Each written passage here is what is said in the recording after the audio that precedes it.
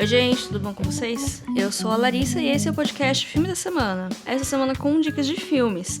Eu já fiz episódios com dicas do que assistir na Netflix, no HBO, no Telecine, e eu percebi que não tinha nenhum desses sobre o Amazon Prime Video. Então, o episódio de hoje é sobre isso.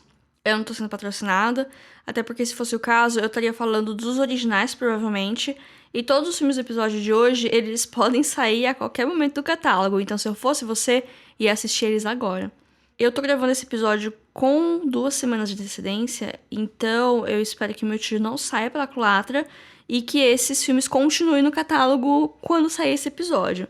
De qualquer maneira, é um episódio sobre dicas de filme, e se eles saírem do Prime, eles vão pra algum lugar e vocês eventualmente vão achar, mesmo que vocês tenham que dar seus pulos.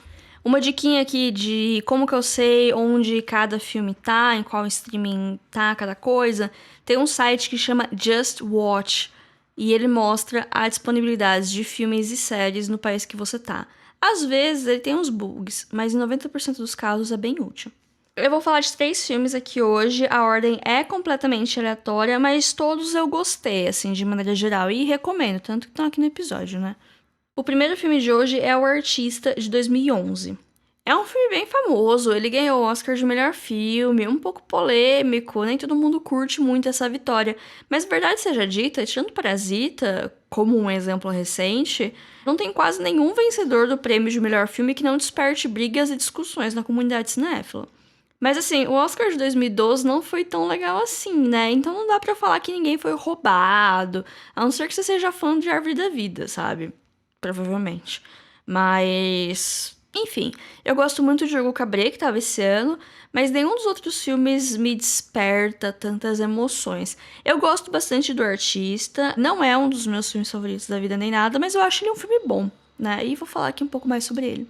Mas antes de mais nada, eu queria deixar claro que eu assisti esse filme com 19 anos, que foi na época do lançamento dele, na época dessa corrida do Oscar, que eu já assistia os filmes do Oscar nessa época.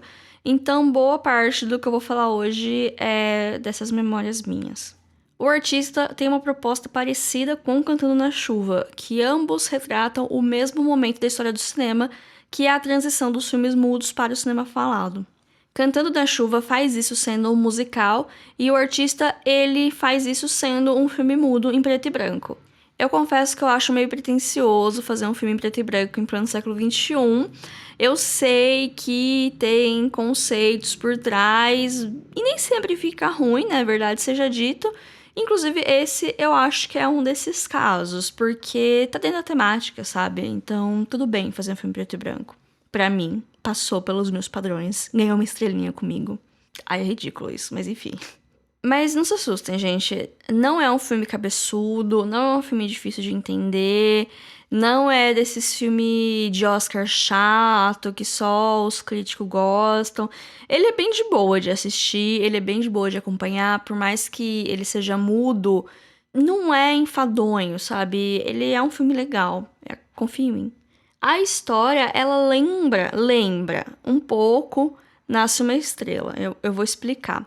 A gente tem um ator que ele já está estabelecido no cinema mudo e uma aspirante atriz que ela começa a deslanchar na carreira principalmente com um cinema falado, enquanto que o cara não consegue transicionar muito bem, ele tenta insistir em fazer filme mudo, enquanto todo mundo só quer filme falado, o estúdio não quer ajudar ele, então ele faz um filme ele mesmo e flopa, vai mal e tal. Então tem essas duas histórias desses 2 personagens que eles se encontram no começo, a carreira de um vai pro alto, a carreira do outro vai pra baixo, e eles continuam se encontrando.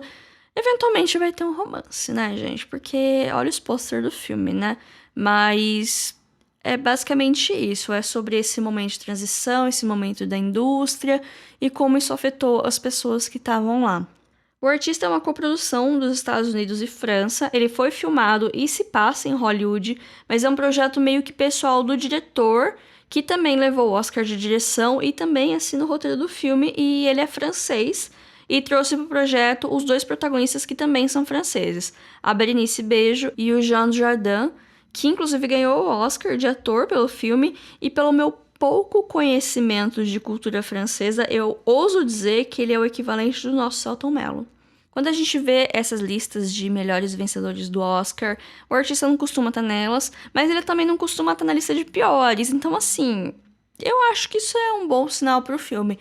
Também é uma recomendação válida. Eu acho que vale a pena vocês assistirem o artista se vocês não assistiram ainda. O segundo filme de hoje é a comédia britânica Chumbo Grosso, de 2007, dirigida pelo Edgar Wright e estrelado pelo Simon Pegg e pelo Nick Frost. Esse filme ele faz parte da chamada trilogia Cornetto, que na verdade são 3 filmes sem nenhuma ligação narrativa entre si, mas eles são do mesmo diretor, estrelado pela mesma dupla de atores, e algum personagem em algum momento deles come um sorvete Cornetto. É essa a semelhança entre eles. O primeiro dessa trilogia informal é Todo Mundo Quase Morto, uma comédia negra com zumbis, e o terceiro é O Fim do Mundo, uma comédia com ficção científica.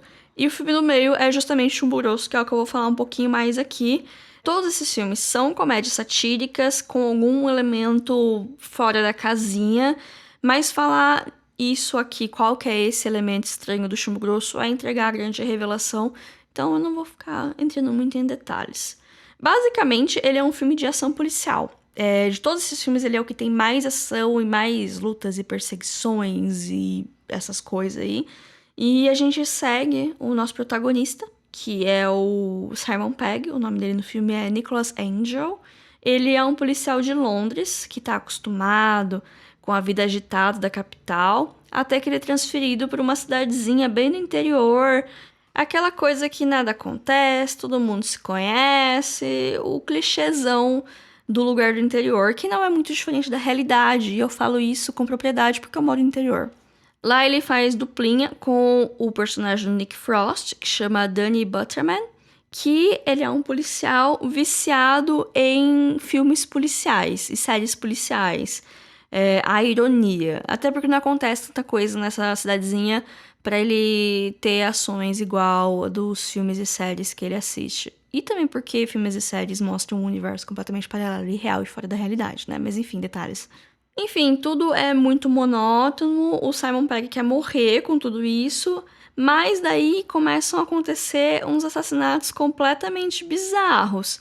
E isso desencadeia uma corrente de eventos que é uma loucura, assim, pra dizer o mínimo. Eu não vou falar mais porque é spoiler, mas as coisas elas perdem o controle e vai virando uma bola de neve que, gente, é uma loucura de ver. Tem bastante ação, tem violência, um pouquinho de gore. Não é no nível de um filme de terror, mas é mais do que eu tava esperando no momento que eu fui assistir. E o humor dele é bem britânico, nem sempre funciona com todo mundo, vou deixar esse aviso aqui, mas eu particularmente adoro. E a direção do Edgar Wright, ela é muito interessante, como sempre. Ele é um diretor que ele é muito ligado no estilo e visual dos filmes dele e tenta usar o máximo de espaço disponível para passar as informações que ele quer para complementar a história sem ficar dependendo daquele monte de diálogo expositivo. Ele, inclusive, tá com um filme novo que estreou agora em Veneza, mas só Deus sabe quando que vai chegar aqui no Brasil, que chama Last Night in Soho, que parece ser um thriller com Anya Taylor-Joy e grande elenco, e eu tô bem ansiosa pra assistir ele. Se você também tá ansioso, vale a pena fazer um esquenta dos filmes do diretor, e Chumbo Grosso é uma boa pedida. O nosso último filme de hoje é o que eu assisti mais recentemente, então é o que tá mais fresco na minha cabeça. Ele chama Inside Llewyn Davis e tem o subtítulo A Balada do Homem Comum, mas para achar no Prime tem que ser pelo nome original mesmo. Ele é dirigido pelos irmãos Coen e estrelado pelo Oscar Isaac, então talvez dê para buscar por eles e o filme eventualmente vai aparecer. Talvez seja mais fácil assim. Esse foi um dos filmes que não apareceu na página inicial pra mim e nem na página de filmes. Ele apareceu como sugerido quando eu entrei em algum outro filme. Aí eu fiquei, tem esse filme aqui no Prime Video, faz tempo que eu queria ver ele. Então, o Prime Video tem uma interface bem ruim. Vários filmes você encontra só desse jeito, assim. Às vezes eu fico surpresa que eu falo, nossa, fazia tempo que eu não achava nada que eu queria assistir e eu achei esse filme escondido. Então, por isso que eu acho que esses episódios valem a pena. Porque, às vezes, dependendo do seu algoritmo, pode nem aparecer que tem esses filmes aí, né? Mas, enfim. O filme ele é de 2013 e ele segue o personagem título, o Llewyn Davis, que é um músico nos anos 60 em Nova York. E especificamente na cena folk. Ele tinha uma dupla com um amigo dele e tá lidando com essa separação, por assim dizer. A gente vai aprendendo sobre ele conforme a história vai acontecendo, até porque não existe um grande evento transformador. São várias pequenas coisas que vão acontecendo e a gente vai compreendendo melhor por que ele é desse jeito, o que aconteceu com ele, por que ele reage às coisas desse jeito, o que ele quer da vida e tal. Ele não tem uma residência fixa, ele fica alternando entre os sofás de conhecidos enquanto ele toca em bares, espera ganhar algum royalty do CD que ele tem com a dupla dele, com o CD que ele tem solo, e assim ele vai indo um dia de cada vez. O filme ele segue uma semana na sua vida, e eu acho que isso é meio que uma marca da direção dos irmãos Coen, porque tudo é muito mundano. Em alguns momentos, o filme ele dá umas sugestões de rumos que a história pode tomar, e eu meio que ficava, então vai acontecer isso e tudo vai mudar. E não acontecia.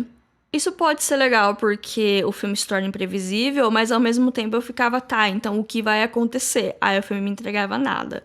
Aí eu ficava, tá, ok. Entendi a atmosfera. Então eu briguei um pouco com o filme em alguns momentos que eu queria que acontecesse mais coisa do que o filme tava me mostrando, mas eu acho que no final é sobre isso e tá tudo bem. Dá pra entender quem reclama que esse filme é muito parado ou que o personagem não teve uma grande lição, um grande arco de crescimento, que foi uma coisa que me pegou um pouco quando eu terminei de ver o filme, mas quando eu penso, eu entendo porque o filme foi feito desse jeito. O que eu mais gostei desse filme é como a atmosfera dele é melancólica e como ele é muito bem filmado, além de eu gostar de folk, então a trilha pra mim é um ponto alto da história. Inclusive tem uma canção no filme que é da dupla, né? E quem faz a voz do ex-parceiro do Lewin é o Marcus Mumford, da banda Mumford & Sons. Ele não aparece fisicamente no filme, mas sabe quem que aparece? A Carey Mulligan. O Marcus e a Carey, eles são casados na vida real. Olha aí, uma curiosidade pra vocês. Eu falei que o filme é parado porque ele é muito mais um estudo de personagem do que um filme de grandes eventos. A gente passa uma semana com Lewin, a gente vê todos os perrengues que ele passa, mas também vê o pior dele, de certa maneira. Ele tá tentando viver de música sem sucesso, ele tá depressivo, ele tem uns ataques de agressividade que parecem meio gratuitos, mas a gente consegue ver da onde vem a raiva e a frustração dele. Não que isso justifique as ações dele, mas dá pra entender melhor quem ele é conforme a gente vai passando tempo com ele. Eu não sei se eu gostei do final do filme, e isso tem bastante a ver com o que eu falei antes sobre o arco dele. Eu geralmente gosto de finais abertos, mas esse eu fiquei querendo mais. Até porque é um filme curto, é um filme de 1h40, 1h50, então eu acho que dava pra ter um pouco mais de coisa pra talvez ter um arremate melhorzinho. Mas também eu acho que faz parte do conceito ele terminar do jeito que ele terminou, então, né? Escolhas. Pra mim, o primeiro ato desse filme, ele é perfeito, mas ele se perde um pouco pra mim, tá? Nos últimos 40 minutos. Independentemente disso, eu recomendo, principalmente pra quem gosta dessa vibe de tristeza e melancolia, e também de filmes sobre música, e do estilo de humor dos irmãos Coen, que tá presente aqui, mas de uma maneira mais tímida que o usual, pelo menos foi o que eu achei. Tem um aviso de gatilho de morte de pets. Não é gráfico, não aparece nada nojento. Pode ser até que não tenha acontecido, porque é uma coisa que fica um pouquinho implícita. E eu imaginei que aconteceu, mas pode ser que você imagine que nem aconteceu. Mas, enfim, tem gente que é sensível com isso, então eu tô falando. Falando em escuridão, o filme ele tem uma paleta bem peculiar, escura, e eu tinha a impressão que todas as cenas internas, né, que são cenas dentro de bares, de casas ou de carros, as pessoas, incluindo o protagonista, estavam sempre com metade do rosto coberto pelas sombras. Isso pode ser uma escolha inteiramente pelo valor estético, porque realmente o resultado é bem legal, ou pode ter uma camada de significado, como se todo mundo tem uma parte que é desconhecida para nós, até as pessoas que a gente acha que a gente conhece, enfim. Ou pode não significar nada disso, e eu esteja viajando. Eu não sei se eu vendi muito bem o peixe desse filme, porque realmente eu odeio falar que é um filme que não é pra qualquer um, mas assim, se você tá procurando uma coisa mais casual, assim, pra assistir no domingo à tarde, não sei se esse filme é uma boa pedida. Mas se você gosta das coisas que eu falei, tipo, filmes com estética bacana, filmes sobre músicas, filmes dos irmãos Coen, né? Porque tem gente que gosta de assistir todos os filmes do diretor, eu sou uma delas. Esse filme é uma boa pedida, ele tá no Prime Video por enquanto. E o Oscar Isaac tá muito bonito. É incrível como ele é até triste, tá bonito, né? Enfim, momentos. E vocês, quais são os filmes que vocês estão assistindo no momento? Conta lá pra gente no nosso Instagram, @filme.da.semana. No post desse episódio, comenta lá qual que é o último filme que vocês assistiram, não sei. Qualquer interação com o nosso conteúdo, ela é válida e ajuda a gente a sobreviver esse algoritmo terrível que muda o tempo todo e deixa a gente louco.